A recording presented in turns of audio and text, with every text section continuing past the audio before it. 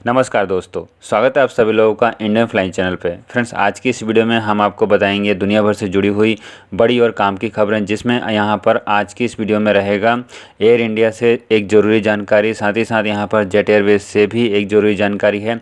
इसके अलावा यहाँ पर अंतर्राष्ट्रीय उड़ानों के चालू करने को लेकर भी एक नई डेट आ रही है, जहाँ पर दुनिया के कई सारे देश मिलकर एक डेट बता रहे हैं। हम आगे इसके बारे में पूरी डिटेल में जानकारी लेने वाले हैं कि यहाँ पर और क्या क्या खबरें निकल कर आने वाली है। तो वीडियो को आप पूरा ज़रूर देखें ताकि आपको एयरलाइंस और ट्रैवल से जुड़ी हुई सारी जानकारी एक वीडियो में ही मिल सके।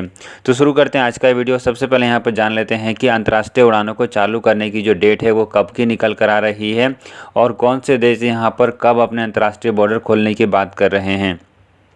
तो फ्रेंड्स, यहाँ पर जो रिपोर्ट निकल कर सामने आ रही है वो सबसे पहले यहाँ पर यूके के पीएम बोरिस जॉनसन का कहना है कि अंतर्राष्ट्रीय उड़ानें वो यूके में 17 मई या फिर उसके बाद से ही चालू कर सकते हैं। जी हाँ दोस्तों, यहाँ पर यूके ने साफ साफ बोल दिया है कि मई महीने से पहले वो अपने अंतर्राष्ट्रीय बॉर्डर को पूरी तरीके से नहीं खोलने वाले।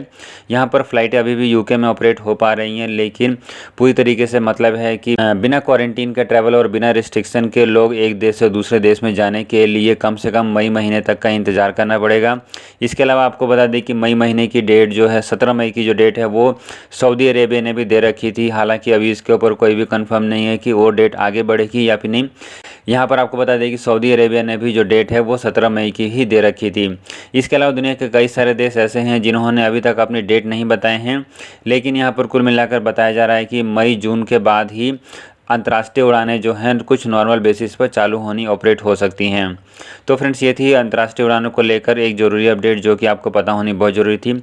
आगे चलते हैं और अगली खबर यहाँ पर ले लेते हैं डिजिटल कोविड पास को लेकर। जी हाँ दोस्तों, जैसे जैसे लोगों को वैक्सीन लग रही है वैसे वैसे अब यहाँ पर पैसेंजर्स बिना किसी क्वारंटीन के, बिना किसी रिस्ट्रिक्शन के ट्रैवल करना चाह रहे हैं।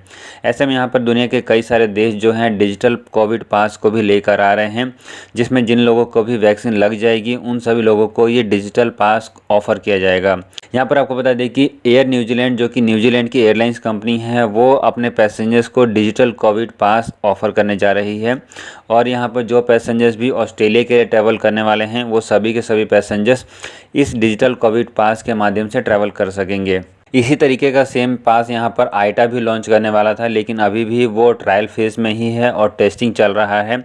अभी तक यहाँ पर आईटा का जो ट्रैवल पास है वो पूरी तरीके से लॉन्च नहीं हो पाया है। दुनिया की कुछ एयरलाइंस कंपनी जैसे कि एमिरात, कतर ने इस आईटा के ट्रायल पास के ऊपर टेस्ट किया था, लेकिन आगे इसके ऊपर कोई भी प्रोग्रेस नहीं आई है।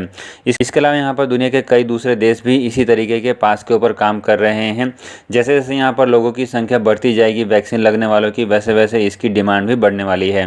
फ्रेंड्स, आगे चलते हैं और अगली खबर यहाँ पर आ रही है यूनाइटेड एयरलाइंस कंपनी की तरफ से। आपको बता दें कि बीते कल जो यूनाइटेड एयरलाइंस कंपनी के साथ जो हादसा हुआ, जिसमें विमान का एक इंजन में आग लग गया था और विमान के इंजन का कुछ पार्ट जो है ज़मीन पर भी गिर गया और यहाँ पर यूनाइटेड एयरलाइंस के उस विमान को इमरजेंसी लैंडिंग करनी पड़ी थी।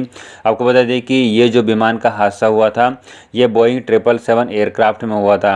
यहाँ पर जो खबर निकल कर सामने आ रही है उस खबर के अनुसार बोइंग 777 कंपनी के जितने भी एयरक्राफ्ट थे उन सभी एयरक्राफ्ट को यहाँ पर ग्राउंडेड करने की बात कही जा रही है, जिन एयरक्राफ्ट में भी उस तरीके का इंजन लगा हुआ था। आपको बता दें कि इसी को देखते हुए यहाँ पर जापान एयरलाइंस ने बोइंग 777 के सभी एयरक्राफ्ट को ग्राउंडेड कर दिया है और इसके साथ साथ दुनिया के दूसरे देश भी इसके ऊपर बहुत ही जल्दी डिसीजन लेने वाले हैं। हालांकि दूसरे देशों से अभी तक इसके ऊपर कोई भी प्रतिक्रिया नहीं आई है, लेकिन जापान ने यहाँ पर बोइंग 777 एयरक्राफ्ट को फिलहाल के लिए ग्राउंडेड कर दिया है। अगली खबर यहाँ पर जेट एयरवेज से ले लेते हैं। जी हाँ दोस्तों, जेट एयरवेज के चालू होने का जो इंतज़ार था वो अब यहाँ पर ख़त्म होने की उम्मीद जताई जा रही है, क्योंकि अभी हाल ही में यहाँ पर जेट एयरवेज के जो नए मालिक हैं मुरारी लाल जलान, उन्होंने इंटरव्यू दिया था और उन्होंने इस बात को कंफर्म कर दिया है कि जेट एयरवेज अपनी उड़ानों को अगले 4 से 6 महीने में चालू कर देगा। उन्होंने इसके साथ इस बात की भी जानकारी दी है कि जेट एयरवेज एक प्रीमियम एयरलाइंस कंपनी के रूप में अपनी उड़ानों को भरेगा। जैसे जेट एयरवेज पहले अपनी उड़ानों को भरता था, एक full service carrier airlines company की तरह जेट एयरवेज यहाँ पर 25 एयरक्राफ्ट के माध्यम से अपनी उड़ानों को भरने वाली है। आपको बता दें कि यहाँ पर अगले 1 से 2 दिन में एनसीएलटी की तरफ से भी डिसीजन आना बाकी है।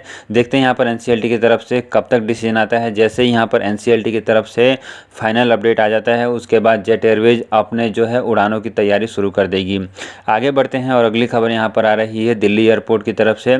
जी हाँ दोस्तों, यहाँ पर दिल्ली एयरपोर्ट पर अब चौथा रनवे जो है बहुत ही जल्दी तैयार होने वाला है। इसकी जो डेट निकल कर सामने आ रही है वो सितंबर की आ रही है, यानी कि सितंबर महीने के बाद दिल्ली एयरपोर्ट पर एक और रनवे होगा। इस समय दिल्ली एयरपोर्ट पर 3 रनवे है और चौथा रनवे यहाँ पर सितंबर महीने के बाद चालू हो जाएगा। आगे बढ़ते हैं और अगली खबर यहाँ पर ले लेते हैं हरदीप सिंह पुरी के द्वारा दिए गए अभी हाल ही में लेटेस्ट इंटरव्यू को लेकर, जहाँ पर हरदीप सिंह पुरी ने इस बात को कंफर्म किया है कि एयरलाइंस कंपनी के ऊपर जो फेयर बैंड का रिस्ट्रिक्शन लगा हुआ है, जिसमें एयरलाइंस कंपनियाँ एक लिमिट से कम प्राइस पर अपनी फ़्लाइट्स के टिकट नहीं बेच सकती हैं और एक लिमिट से ज़्यादा अपने फ़्लाइटों के टिकट के प्राइस को नहीं बढ़ा सकती है, उस रिस्ट्रिक्शन को यहाँ पर हटाने वाले हैं और बहुत ही जल्दी इसके ऊपर डिसीजन आने वाला है। आपको बता दें कि यहाँ पर जब कोरोना का समय आया था, उस समय एयरलाइंस कंपनियों के ऊपर इस तरीके का रिस्ट्रिक्शन लगाया गया था कि एयरलाइंस कंपनी अपने मनमाने तरीके से फ़्लाइट्स के किराए के ना डिसीजन ले पाएँ। लेकिन अब यहाँ पर क्योंकि सब कुछ नॉर्मल हो रहा है, तो इस तरीके के रिस्ट्रिक्शन को हटाने की बात कही जा रही है।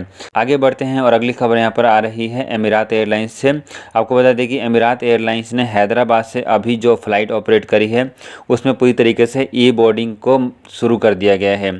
यहाँ पर आपको बता दें कि ई बोर्डिंग से मतलब है कि आपको जो है अपना बोर्डिंग पास को प्रिंट आउट कराने की ज़रूरत नहीं रहेगी। आप केवल अपने मोबाइल फ़ोन में ही अपना बोर्डिंग पास दिखा सकते हैं और उसी के माध्यम से आप ट्रैवल कर सकते हैं। आपको बताना चाहेंगे कि इस तरीके की फैसिलिटी दूसरे एयरपोर्ट पर भी शुरू की जाने की कोशिशें की जा रही हैं, लेकिन अभी भी पूरी तरीके से ई बोर्डिंग शुरू नहीं हो पाया है। जैसे कि यहाँ पर एमिरात एयरलाइंस ने पूरी तरीके से ई बोर्डिंग शुरू कर दिया है।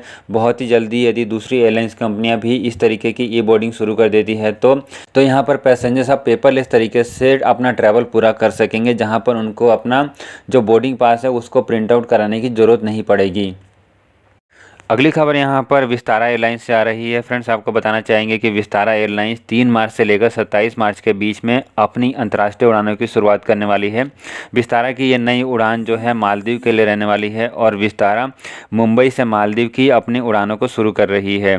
आगे बढ़ते हैं और अगली खबर यहाँ पर ले लेते हैं दिल्ली और बरेली के बीच में उड़ानों को लेकर। आपको बता दें कि दिल्ली और बरेली के बीच में उड़ानों को 8 मार्च से अलायंस एयर, जो कि एयर इंडिया की ही खुद की कंपनी है, वो शुरू करने जा रही है। आपको बताना चाहेंगे कि ये जो फ्लाइट है वो सप्ताह के 4 दिन यानी कि सोमवार, बुधवार, शुक्रवार और रविवार को रहेगी। इसी के साथ यहाँ पर उत्तर प्रदेश में टोटल 8 एयरपोर्ट से उड़ानें चालू हो चुकी हैं। बरेली एयरपोर्ट के अलावा Lucknow airport, Varanasi airport, Gorakhpur airport, Kanpur airport और इसके अलावा लंदन एयरपोर्ट, आगरा और प्रयागराज एयरपोर्ट इस लिस्ट में शामिल हैं। इन सभी एयरपोर्ट्स पर इस समय फ़्लाइटें ऑपरेट हो रही हैं। हालांकि बहुत सारे एयरपोर्ट हैं इस लिस्ट में जहां पर रेगुलर बेसिस पर फ़्लाइटें ऑपरेट नहीं होती हैं, लेकिन यहां पर कुल मिलाकर उत्तर प्रदेश में इस समय 8 एयरपोर्ट एक्टिव हो चुके हैं। तो फ्रेंड्स, ये थी आज की एयरलाइंस और ट्रैवल से जुड़ी हुई आज की दिन भर की कुछ बड़ी और काम की खबरें। ऐसी और खबरों के लिए आप चैनल को सब्सक्राइब कर सकते हैं, बेल आइकन दबा सकते हैं ताकि आपको हमारे द्वारा दी गई लेटेस्ट जानकारी वाली वीडियो सबसे पहले मिलती रहे। मिलते हैं ऐसी किसी और वीडियो के साथ, तब तक के लिए नमस्कार।